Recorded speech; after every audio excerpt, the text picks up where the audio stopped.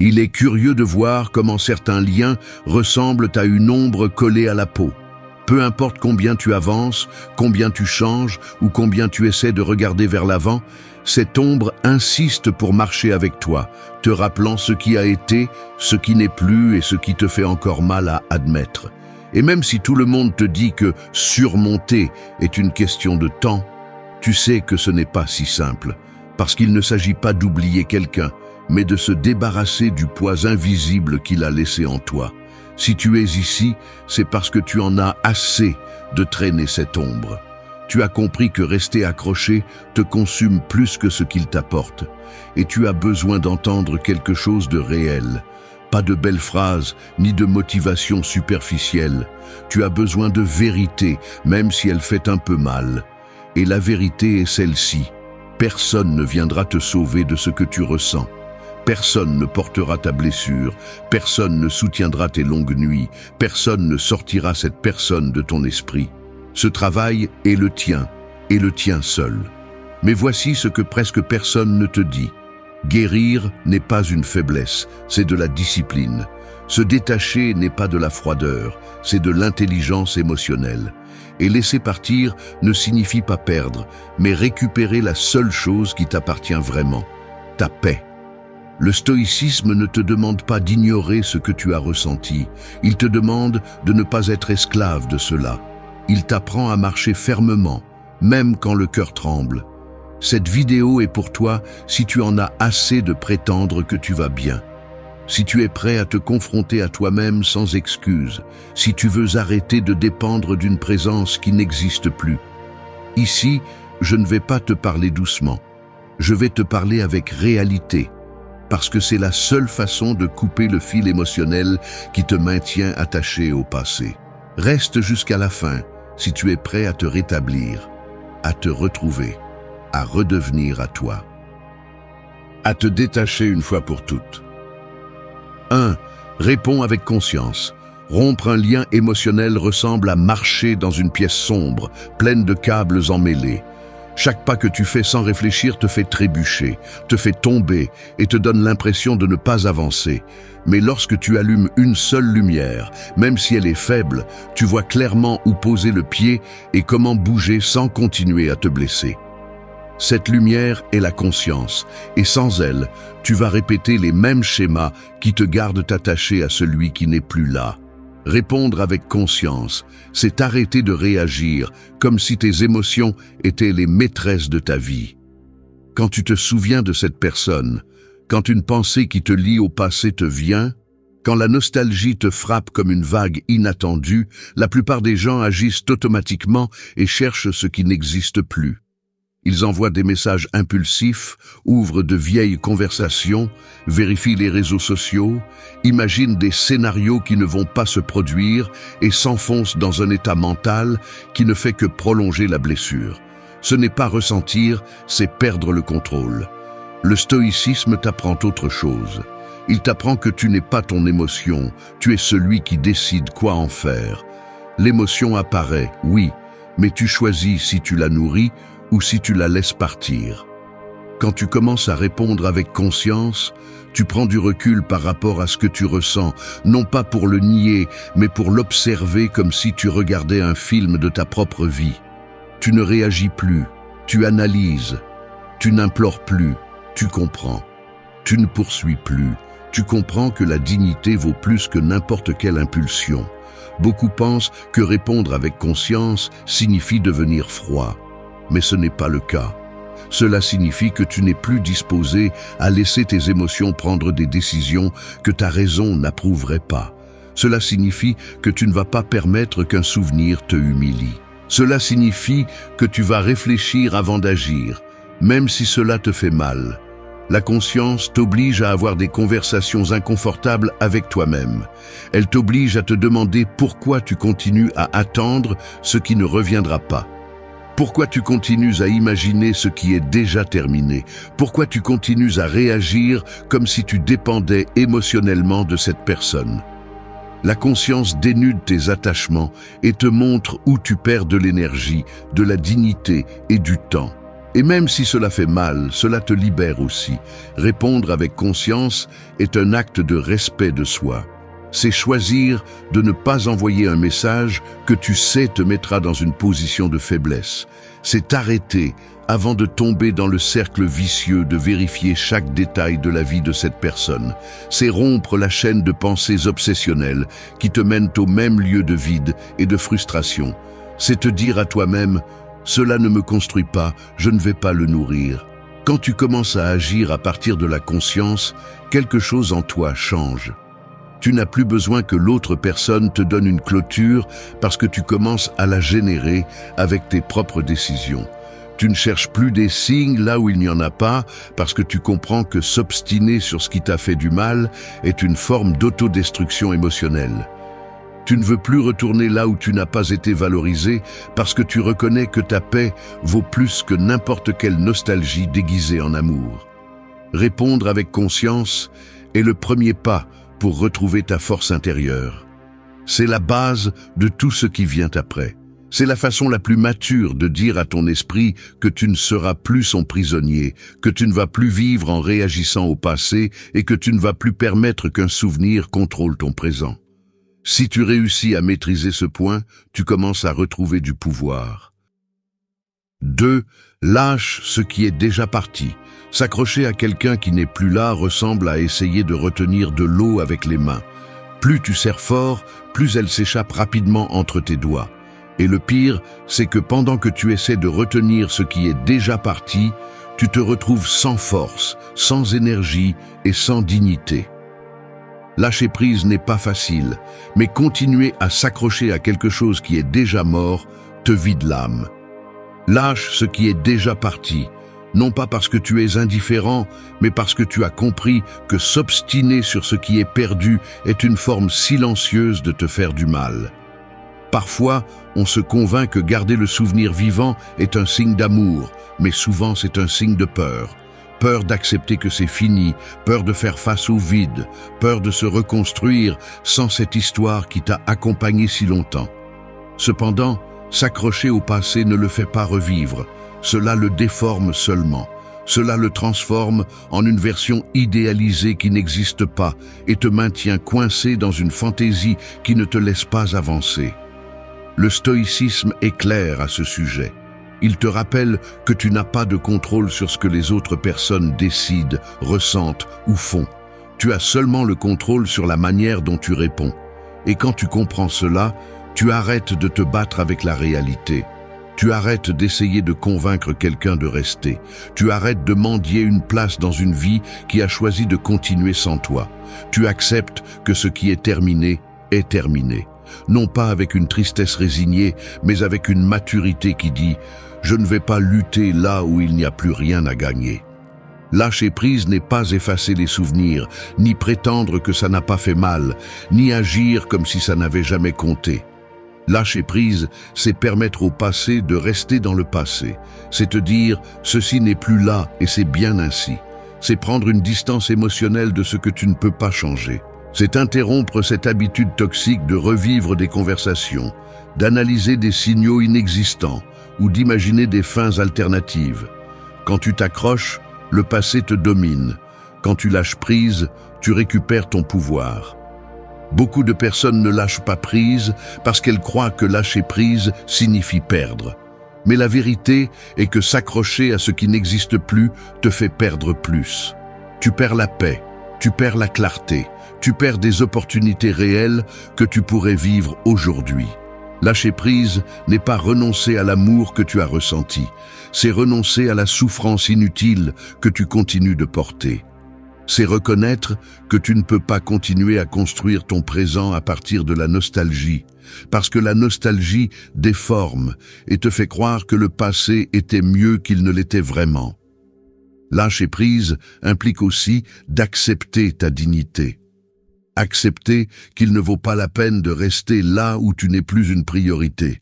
Accepter qu'aucun message envoyé par nécessité ne te rendra ce qui a été brisé.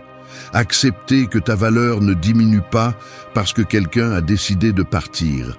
Accepter que tu mérites des relations qui ne te font pas mendier de l'affection. Lâche prise pour que ton cœur cesse d'être en suspension, en attendant un retour qui ne te concerne pas. Quand tu lâches prise, quelque chose change dans ton énergie. Tu cesses d'être émotionnellement bloqué et tu commences à bouger à nouveau. L'esprit se dégage, tu commences à respirer différemment. Ton estime de toi se reconstruit et ta tranquillité revient. Parce que lâcher prise ne vide pas. Lâcher prise libère. Et dans cette liberté, tu trouves de l'espace pour te récupérer, te comprendre et te reconstruire vraiment. Lâche ce qui est déjà parti, parce que ton futur ne mérite pas de porter les ruines de ce qui n'existe plus. Lâche prise, parce que t'accrocher te vole la vie. Lâche prise, parce que ta paix vaut plus que n'importe quel souvenir déguisé en espoir. Lâche prise, parce que tu ne peux plus continuer à vivre avec la porte ouverte pour quelqu'un qui ne reviendra pas. Lâche prise pour pouvoir avancer. Lâche prise pour revenir à toi. 3. Concentre ton attention sur ce qui compte. Comme lorsque tu marches sur une longue route après une tempête, le sol est encore mouillé, rempli de débris laissés derrière. Mais si tu lèves les yeux, tu te rends compte que la route continue, qu'il y a de la lumière devant, que tu n'as pas été fait pour rester immobile à regarder les flaques d'eau. C'est ainsi que fonctionne ton attention après une rupture. Si tu continues à regarder ce qui est déjà brisé, tu restes coincé dans un paysage qui ne changera pas. Mais si tu diriges ton regard vers ce qui compte, tu commences à avancer même si ça fait mal. Concentrer ton attention sur ce qui compte signifie arrêter de nourrir ce qui te vide. Chaque pensée est une énergie et tu ne te rends pas encore compte de combien d'énergie tu donnes lorsque tu repasses des scènes, des conversations, des idéalisations et des possibilités qui n'existent plus. L'esprit est expert en tromperie, en te faisant croire que penser plus te donnera des réponses, alors qu'en réalité, tu ne fais que creuser plus profondément le trou émotionnel dans lequel tu t'es mis. Concentrer ton attention n'est pas nier ta douleur, c'est décider dans quelle direction tu veux marcher mentalement. Le stoïcisme ne te demande pas d'être de pierre, il te demande d'être discipliné. Chaque fois que ton esprit revient à ce que tu as perdu, demande-toi si cette pensée te rapproche de ta stabilité ou te plonge davantage dans la dépendance émotionnelle. Si ça ne compte pas, ne le nourris pas. Si ça te retire la paix, ne l'ouvre pas. Si ça t'affaiblit, ne le suis pas. Ce n'est pas de la répression, c'est de l'autocontrôle. Et l'autocontrôle n'arrive pas par magie, il arrive par la pratique consciente. L'attention est comme un muscle.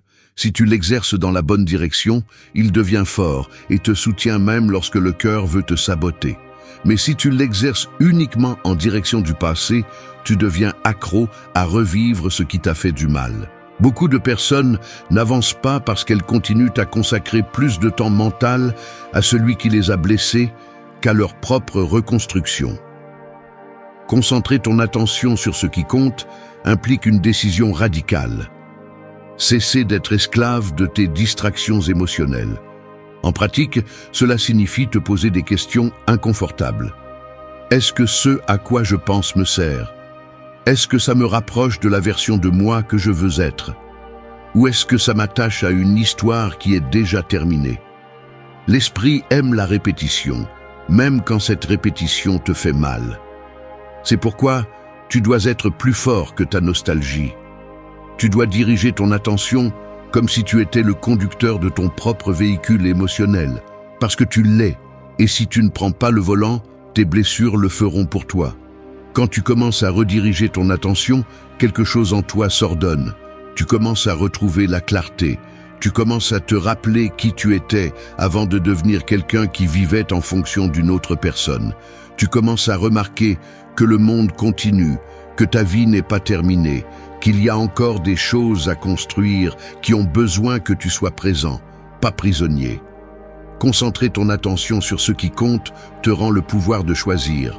Et quand tu choisis avec conscience, tu deviens plus fort que n'importe quel souvenir. Cela implique aussi de dire non. Non à vérifier les réseaux sociaux. Non à chercher des signes là où il n'y en a pas. Non aux conversations qui rouvrent seulement des blessures. Non aux fantasmes qui te font croire qu'un jour, tout redeviendra comme avant. Chaque non que tu dis au passé est un oui que tu donnes à ta croissance. Ton attention est ta ressource la plus précieuse. C'est ce qui nourrit ton esprit, ta stabilité et ton avenir. Si tu la gaspilles sur ce qui ne compte pas, tu t'enfonces.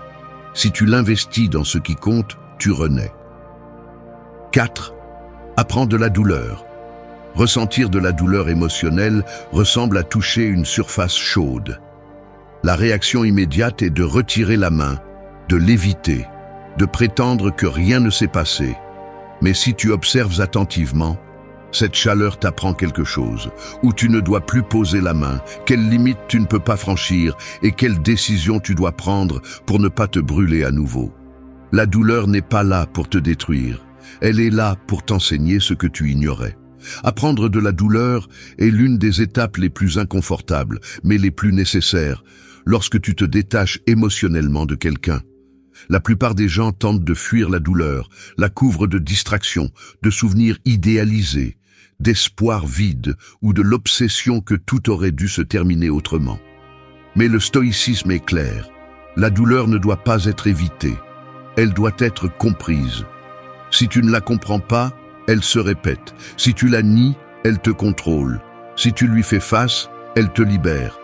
Accepter la douleur ne signifie pas la recréer ni la revivre. Cela signifie laisser la vérité se révéler à toi.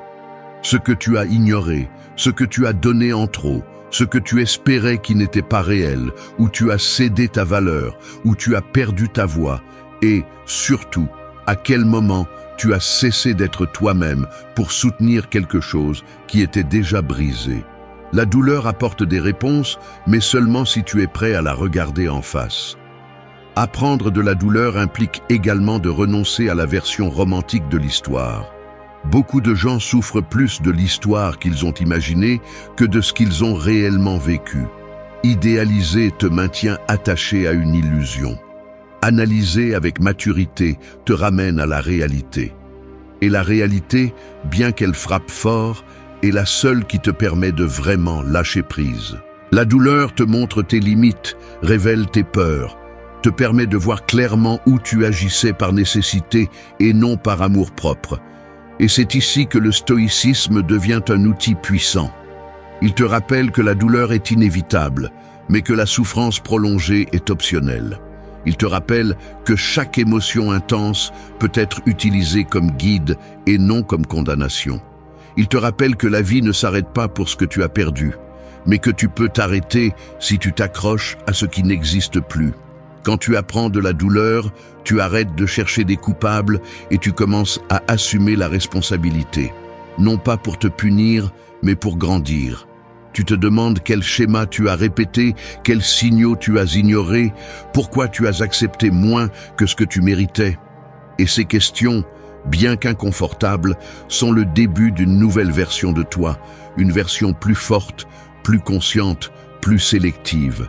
Apprendre de la douleur signifie aussi reconnaître tes lumières, parce que tout n'était pas une erreur. Être capable d'aimer intensément parle de ta capacité émotionnelle, pas de ta faiblesse. Avoir des attentes parle de ton illusion, pas de ta maladresse. Mais maintenant tu sais que l'amour sans limite devient une prison et que les attentes sans réalité deviennent des blessures. Cet apprentissage marque un avant et un après. Quand tu intègres ce que la douleur t'a appris, quelque chose en toi change pour toujours. Tu ne te contentes plus. Tu n'acceptes plus les miettes. Tu ne cherches plus la validation là où elle n'existe pas. Tu ne donnes plus ta paix pour de la compagnie. Tu ne confonds plus l'attachement avec l'amour, ni la présence avec la réciprocité. La douleur te brise seulement pour te reconstruire avec plus de fermeté. Apprends de la douleur parce que c'est le seul maître qui ne ment pas. Apprends de la douleur parce qu'elle te force à te réveiller. Apprends de la douleur parce qu'elle te prépare à des relations plus conscientes, plus équilibrées et plus saines. 5. Construis une résilience interne. Marcher après une rupture ressemble à traverser un pont instable après un tremblement de terre. Le sol tremble. Chaque pas te donne l'impression qu'il peut se briser et tu as constamment le sentiment que quelque chose en toi est également sur le point de s'effondrer. Mais tu continues d'avancer parce que rester au même endroit n'est pas une option. Cette capacité à continuer, même quand tout tremble, c'est la résilience interne. Et c'est là que la plupart s'arrêtent, parce qu'ils croient que la résilience consiste à endurer, alors qu'en réalité, elle consiste à reconstruire. Construire une résilience interne ne signifie pas devenir insensible. Cela signifie apprendre à te soutenir quand personne d'autre ne peut le faire pour toi. Après t'être détaché émotionnellement de quelqu'un, tu te retrouves avec un vide que tu remplissais auparavant avec sa présence, son attention ou son importance dans ta vie. Ce vide fait peur, mais c'est aussi une opportunité. C'est l'espace où ta nouvelle version commence à se former. Le problème, c'est que beaucoup essaient de le remplir rapidement, avec des distractions, de nouvelles personnes, des conversations superficielles, des illusions improvisées. Ce n'est pas de la résilience, c'est de la fuite. Le stoïcisme t'apprend que la résilience consiste à rester ferme même lorsque tu es brisé. C'est ressentir la douleur sans la laisser te gouverner. C'est continuer à prendre des décisions saines même si ton cœur veut te saboter. C'est te lever chaque jour avec la détermination de ne pas capituler face à ce que tu as perdu. Et surtout, c'est comprendre que ce qui t'arrive ne définit pas qui tu es, mais peut construire qui tu seras si tu choisis d'agir avec conscience. Construire une résilience interne commence lorsque tu acceptes que personne ne va réparer ce que tu ressens. Ni ton ex, ni tes amis, ni le temps seul. C'est toi qui te reconstruis pièce par pièce. C'est toi qui comprends que même si la chute a été dure, tu es toujours là. Et cela en dit long sur ta force. La résilience consiste à cesser d'attendre que quelqu'un revienne pour guérir ce qui a été brisé. C'est décider que, même si cela fait mal, tu peux marcher seul jusqu'à ce que tes pas redeviennent solides. La résilience interne signifie aussi entraîner ton esprit. Ton esprit va constamment te traîner vers des souvenirs, des promesses, des fins qui n'ont jamais eu lieu. Et c'est là que la discipline émotionnelle entre en jeu. Chaque fois que ton esprit veut retourner au passé, tu décides de le ramener au présent. Chaque fois qu'une fantaisie apparaît, tu choisis de revenir à la réalité. Chaque fois que tu es tenté de chercher des réponses là où il n'y a plus de dialogue, tu choisis le silence et l'autocontrôle. C'est cela la résilience, la capacité de ne pas te laisser dominer par des impulsions qui te détruisent. La résilience se renforce lorsque tu construis un nouveau centre, c'est-à-dire lorsque tu deviens ta propre stabilité. Tu ne dépends plus de quelqu'un pour te sentir valorisé. Tu n'as plus besoin d'une présence externe pour ressentir le calme. Tu commences à avoir confiance en toi, en ton jugement, en ta force, en ton chemin. Et quand cela se produit, tu récupères quelque chose que tu avais perdu sans t'en rendre compte, ton identité. Construire la résilience implique aussi de reconnaître ton progrès. Tu penses peut-être encore à cette personne, tu as peut-être encore mal, mais chaque jour où tu ne reviens pas, chaque jour où tu décides de respecter tes limites, chaque jour où tu choisis ta paix plutôt que l'attachement, tu avances plus que tu ne l'imagines. La résilience ne se construit pas en grands sauts, elle se construit en petites décisions. Au final, construire une résilience interne est ta véritable victoire. Parce que si tu réussis à te soutenir seul, si tu réussis à rester ferme sans mendier de l'affection, si tu réussis à te reconstruire de l'intérieur, alors il n'y a plus de pertes qui puissent te détruire comme avant. La résilience ne te rend pas invincible, elle te rend indestructible de l'intérieur. 6. Remercie et accepte. La vie, après une rupture, ressemble à une table remplie de pièces en désordre. Elles ne s'emboîtent pas toutes, elles ne sont pas toutes utiles, et certaines sont les restes de quelque chose qui ne peut plus être reconstruit. Mais au milieu de ce désordre, tu trouves aussi de nouvelles pièces que tu n'avais pas vues, parce que tu étais trop concentré sur ce que tu as perdu. Remercier et accepter, c'est arrêter d'essayer de reconstruire ce qui n'existe plus et commencer à voir ce que tu as devant toi. Remercier ne signifie pas romantiser la douleur ni justifier ce qui t'a brisé. Cela signifie reconnaître que chaque expérience, même celles qui font mal, apporte quelque chose que tu peux utiliser pour grandir. Remercier, c'est de la maturité, pas de la soumission. Quand tu remercies, tu ne dis pas « c'était bien qu'on me fasse du mal ». Tu dis « j'ai appris, j'ai grandi, j'ai vu clairement ce que j'ignorais auparavant. Le stoïcisme l'explique de manière directe. Ne remercie pas pour ce qui s'est passé, remercie pour ce qu'il t'a appris. Accepter est l'autre moitié de ce processus. Accepter que l'histoire est terminée. Accepter que cette personne ne fait plus partie de ta vie. Accepter qu'il n'y aura pas d'explication parfaite ni de fin nette. Accepter que l'avenir n'est plus lié à ce lien. Et même si ça fait mal, accepter signifie aussi arrêter de se battre contre la réalité. Parce que chaque fois que tu luttes contre ce qui est, tu finis par te briser un peu plus. L'acceptation n'arrive pas d'un coup, elle arrive par fragments. D'abord, tu acceptes qu'il n'y a plus de communication. Ensuite, tu acceptes qu'il n'y aura pas de retour. Puis, tu acceptes que tu mérites la stabilité. Enfin, tu acceptes que tu es toujours debout sans cette personne. Et cette dernière étape est incroyablement puissante, parce qu'elle montre que ce que tu pensais indispensable ne l'a jamais vraiment été. C'était important, ça a laissé une trace, mais ça ne détermine pas toute ta vie. Remercier et accepter est un acte d'intelligence émotionnelle. Quand tu remercies, tu te libères de la culpabilité. Quand tu acceptes, tu te libères de l'attachement. Et quand tu réussis les deux, tu retrouves ta paix. Parce que tu ne te bats plus avec des fantômes, tu ne t'accroches plus à des attentes, tu n'idéalises plus une fin qui n'a jamais eu lieu. Tu reconnais que ce qui a été, et que ce qui vient dépend uniquement de toi. Remercier te redonne aussi ta dignité. Cela te rappelle que tu as été capable de donner de l'amour, que tu as été capable de t'engager, que tu as été capable de ressentir profondément. Cela parle bien de toi, pas l'inverse. Cela ne te rend pas faible, cela te rend humain. Mais accepter te rappelle autre chose, que tu n'es pas obligé de rester là où on ne te choisit plus. Ce contraste entre gratitude et acceptation est ce qui te rend fort. Accepter peut faire mal, parce que cela implique de faire face à la vérité sans la maquiller. Cela implique d'arrêter d'attendre un message, un regret, un geste, un signe. Cela implique de fermer émotionnellement la porte que tu as laissée entrouverte pendant trop longtemps. Mais l'acceptation libère, parce que ce qui te fait mal n'est pas la perte, c'est la résistance à la perte. Quand tu arrêtes de résister, tu arrêtes de souffrir inutilement. Remercier et accepter réorganisent aussi ton esprit. Ils te forcent à arrêter de penser à ce qui aurait pu être et te concentrent sur ce que tu peux construire maintenant.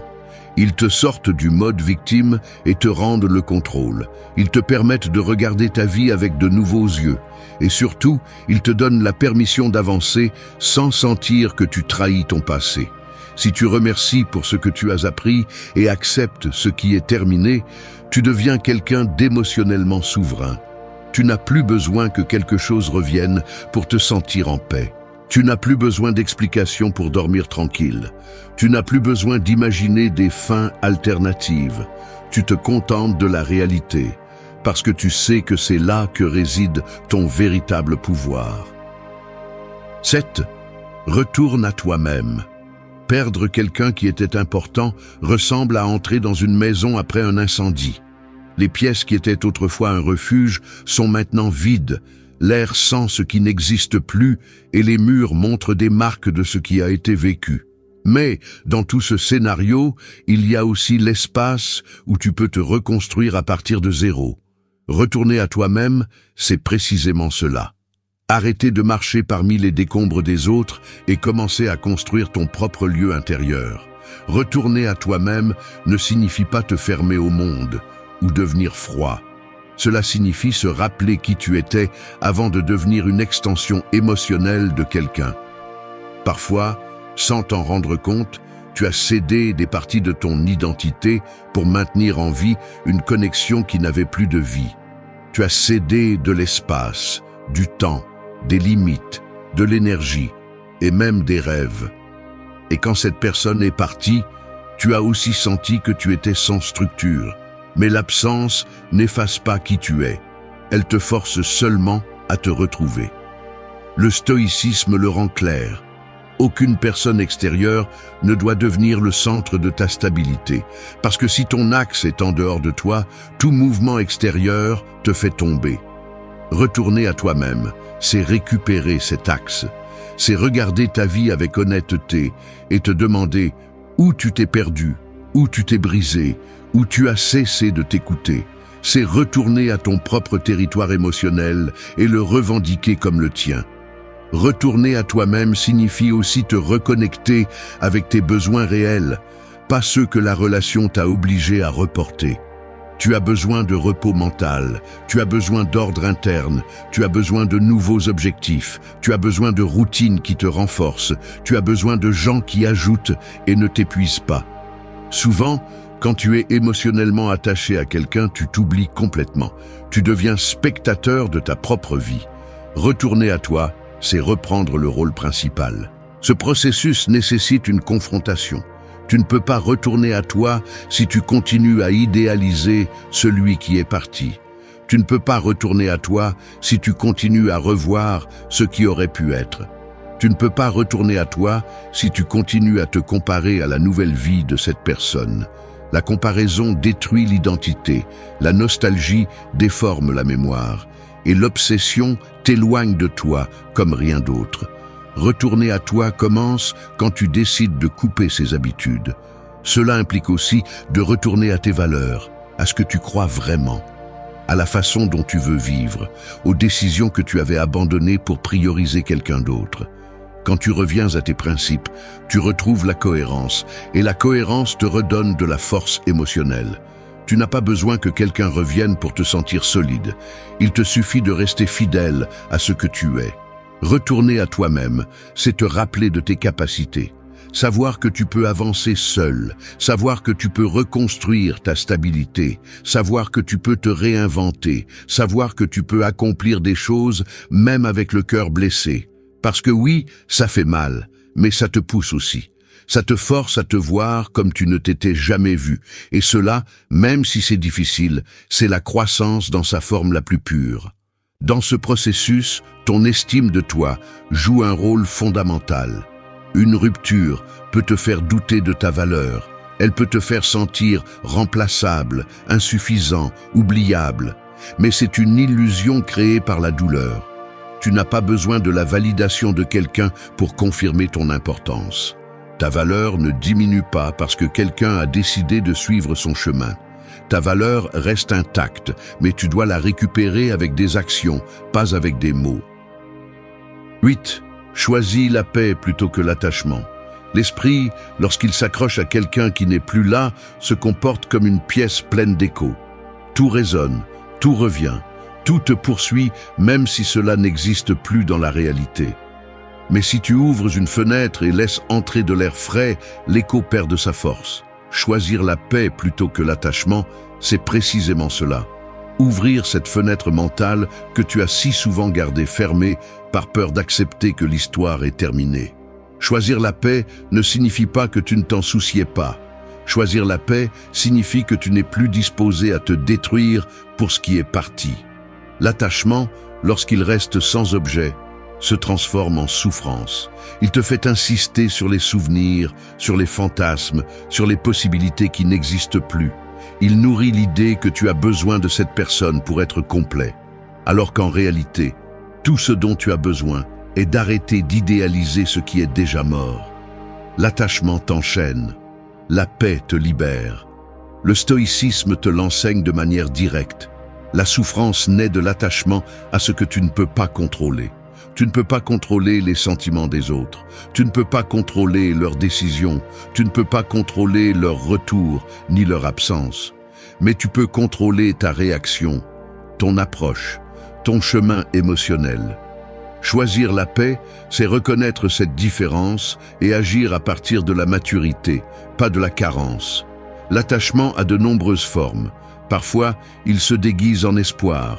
Parfois, il se déguise en amour. Parfois, il se déguise en « je veux juste comprendre ».